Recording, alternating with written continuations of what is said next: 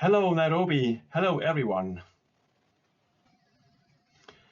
My name is Stefan Keller, and I'm a professor in databases and GIS tech at OST.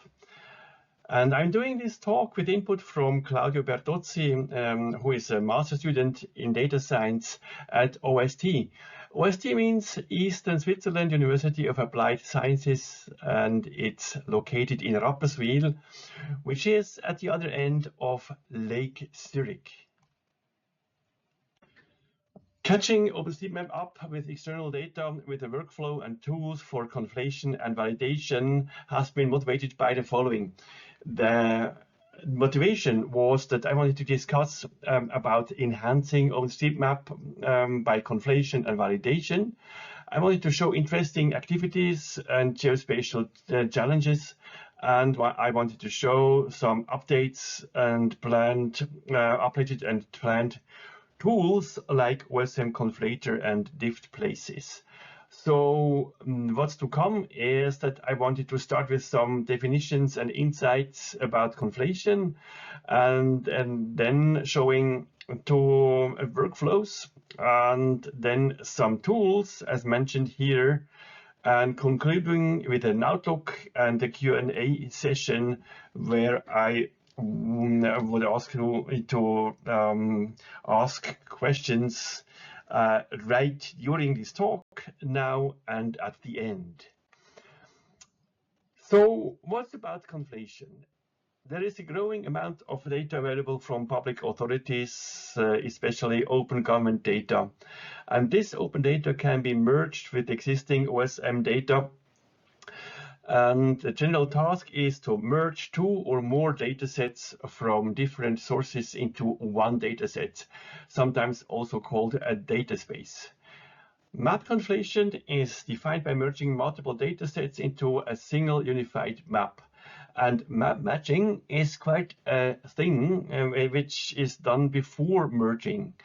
And note that map matching refers to snapping GPS tracks specifically to an existing dataset, which includes direction and time besides location, and direction and time isn't available at most or many external datasets. So that's a different thing. That's two different things. I would prefer that that GPS track matching would be called track snapping and not map matching. So there are mainly two-step. It's mainly a two-step process for doing map conflation, namely map matching and map merging. I'm showing this by the example of POIs. So the input are two POI datasets, one of them typically OpenStreetMap, say the orange one. And so POI matching is the process to explain to the machine, to the program, that that object, that specific object is linked to that object here, and because both are potentially representing the same real-world object. And so those two are being identified, and when they have been identified, one can do the merging, which results in one object which is potentially more accurate or more complete. So the outputs would then be the merged data and finally conflated data set. So there are three common situations one could differentiate plus another. And the first one, A, is where there are two data sets which cover partially overlapping places. And so you conflate those, ending up with a more complete coverage of the data. And in fact, and that's an interesting thing, because when we are looking to the right-hand figure, which is a variant of the figure of the situation A, even when two datasets are neighboring and else completely independent but covering the same object type, there are alignment steps to be done, avoiding gaps and geometric sliver polygons or duplicated data. And the situation B is where the two datasets provide complementary attributes, so which have represent the same attribute, but eventually have the external one has more attributes than those who potentially exist in OpenStreetMap as tags. And the situation 3 is about the two datasets where one provides more accurate attributes than those of the other dataset. So they somehow are the same, but you wanted to enhance OpenStreetMap with more precise and accurate values. So that's interesting to note. And that demanding process of map matching is like following.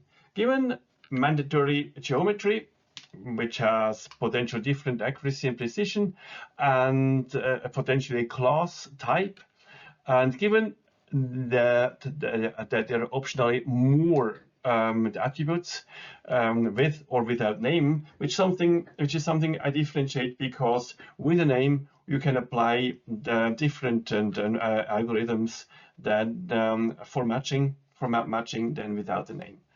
So map matching two datasets, such as OpenStreetMap with an external dataset, is erroneous unless there are identifiers, of course, but which are sometimes missing, I'd say typically missing.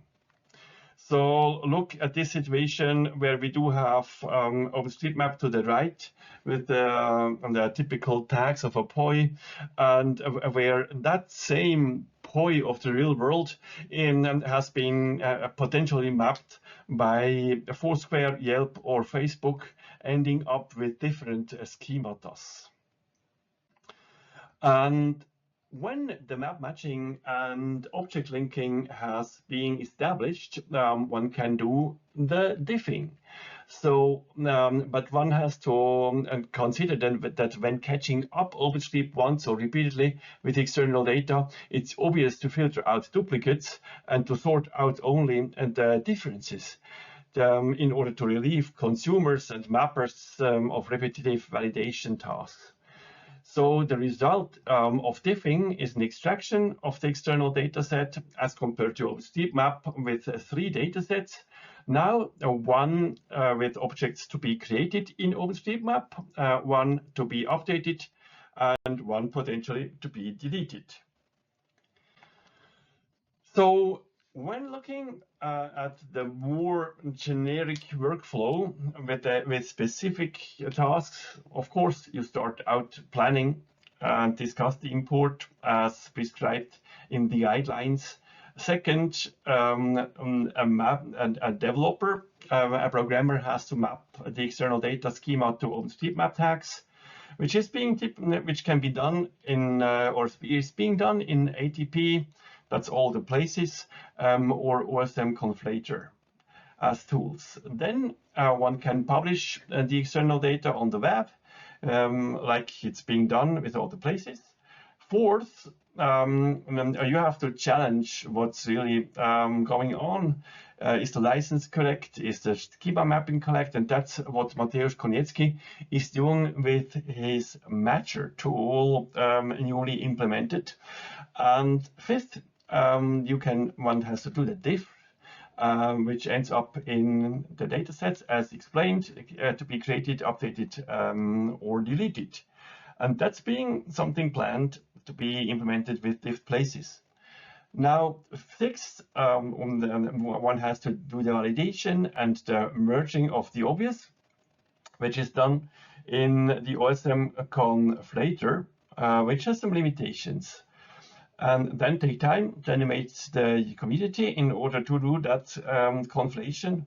And then finally, do the thing which hasn't been resolved during the validation.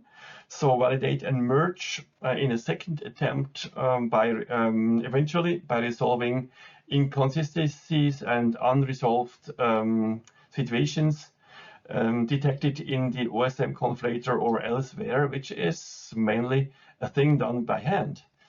And finally, you can do the import of, for example, with JOSM.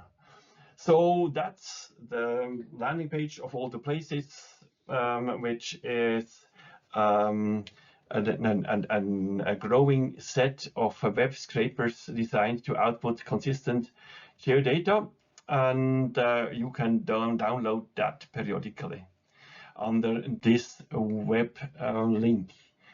And since the data offered by AllThePlaces seems and all the preparation needs to be challenged, the Mateusz Koniecki implemented an matcher and assigned certain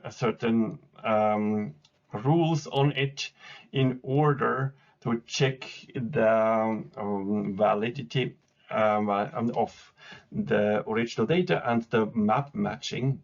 In my case, I'm relying on datasets coming from open government data from the city of Zurich, which isn't mentioned here, which I rely on because I did the extraction and the schema matching on my own together with Sascha Brauer. Now, that planned tool called WebPlaces is a student master's thesis in data science from Claudio Bertozzi, and it's a working process.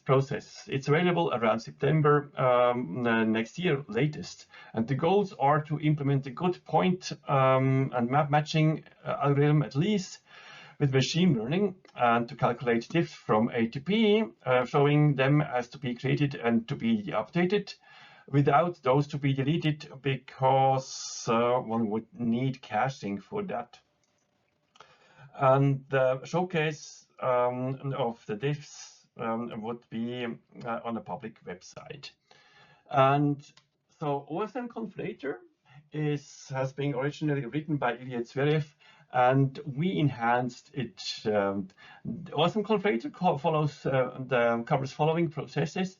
It extracts external data set. It's doing the schema mapping. It's doing the matching and diffing, and then it's doing the validation and merging of the pre-processed external data set. It consists mainly of two tools, ConflatePy and Conflator Audit, where the mappers mainly will see the Conflator Audit graphical user interface, which I'll show just on the next slide. The OSM Conflator has some limited capabilities. It's only moving location, allowing to move location on a new point data, not updated ones, and it's only allowing to select on predefined tags or values. So there is no editing of tag values or name. So the data flow looks like this. So first, a developer needs to implement that profile. He needs to call conflate, which checks with OSM to calculate the diffs, and the diffs and then are being presented in Conflator Audit, where the mappers can validate and check the data, which is being logged. That log is called audit.json, is input once again to the conflate tool, which rejects once again OpenStreetMap database in order to sort out those updates already done inside OpenStreetMap in the meantime. And which so conflate produces a change set which is compatible, an OSM change XML which is compatible to be imported by JOSM and to be uploaded to OpenStreetMap finally. with that final check by data curator.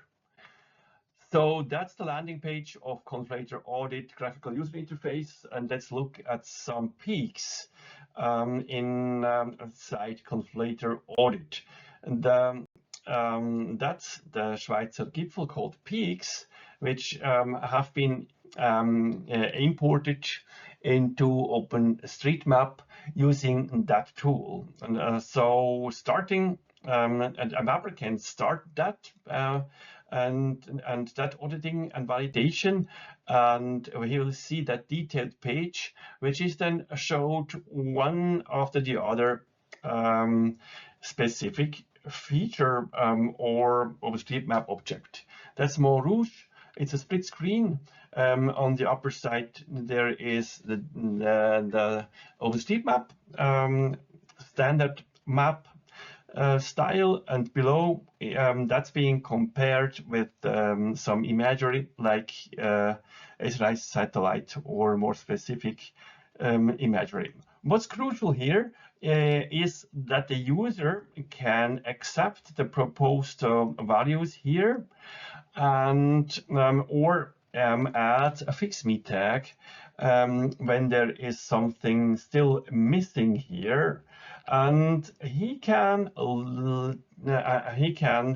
now push the good button or skip it, or he can mark that OSM object, the proposed object, as a duplicate or as invalid or insufficient, which will go into the log.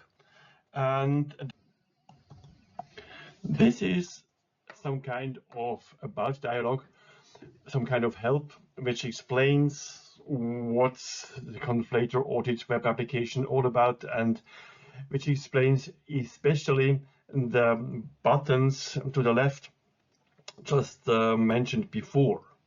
And that includes some specific situations, which button to push, and what does it mean when you log in good or skip or mark as duplicate or invalid insufficient. So let me conclude with an outlook and give you some discussion points for the Q&A session. So what you have seen are some new tools, the Matcher tool, and heard about OSM Conflator.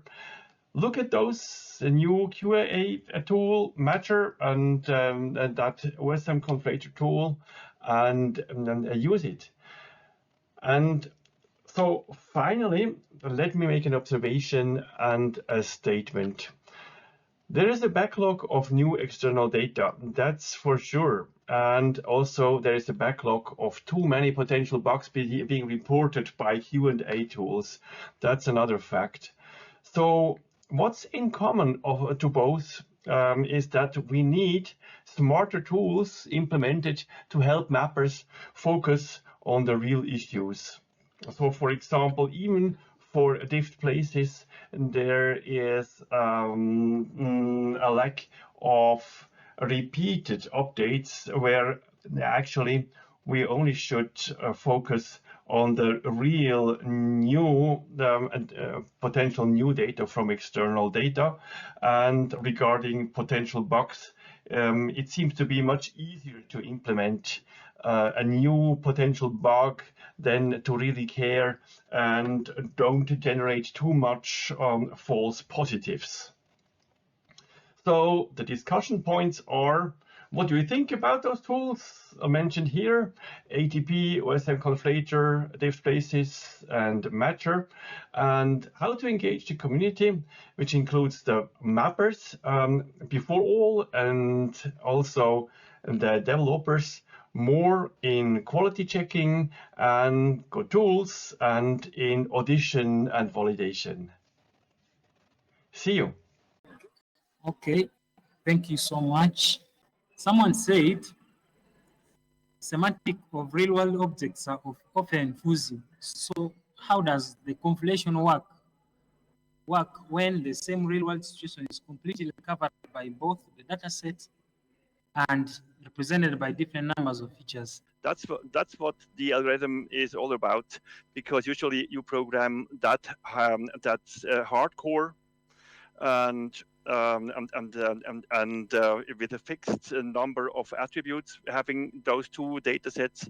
But what we are trying to use is a machine learning based random first algorithm, which takes into account the different number of attributes which are coming from the different data sets. And it actually really tries to handle those different situations, having the same object with represented by different attributes.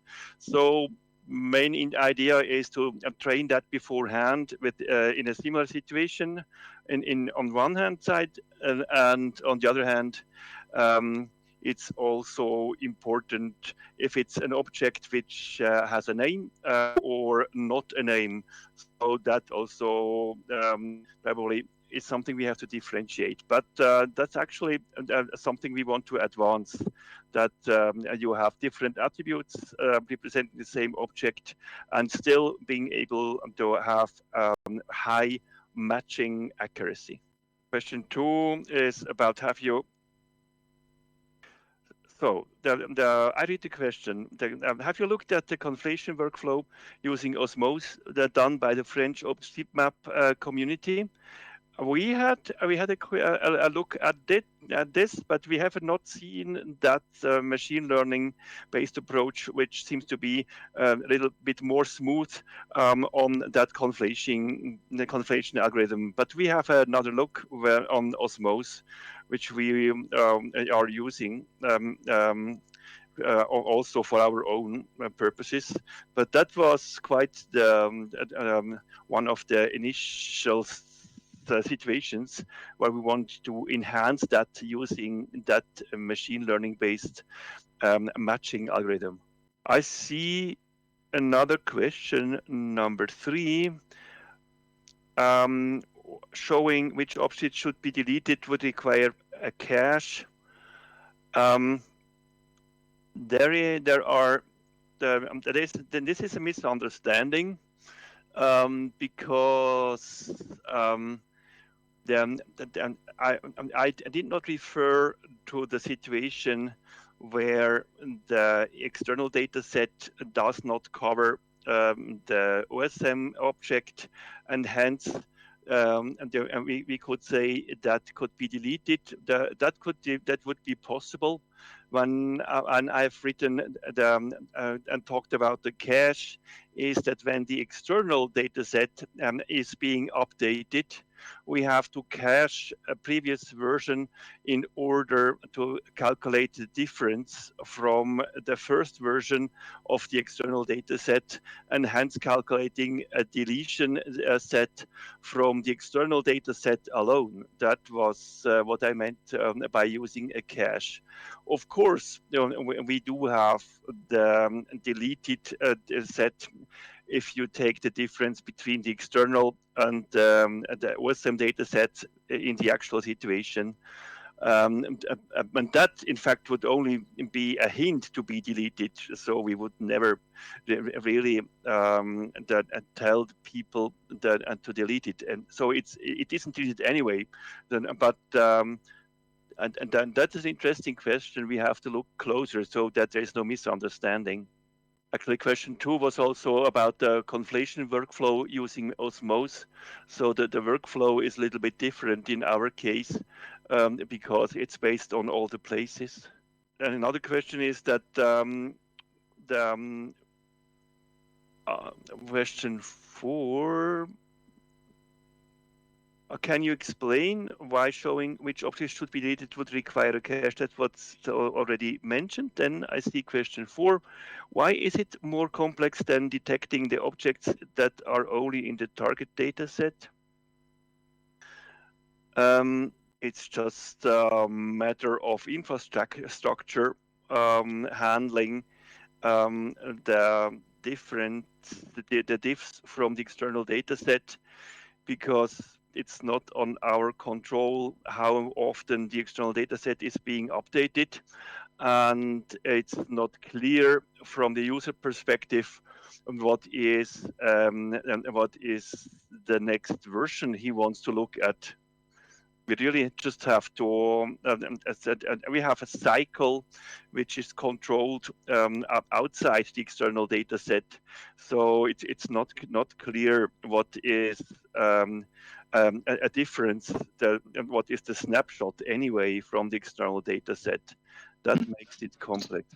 It's also not clear if it's the external data set complete or not.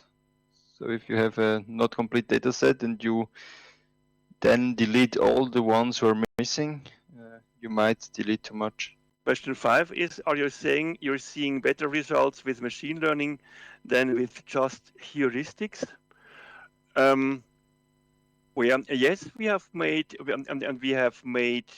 experiments and benchmarked them together, and the issue is that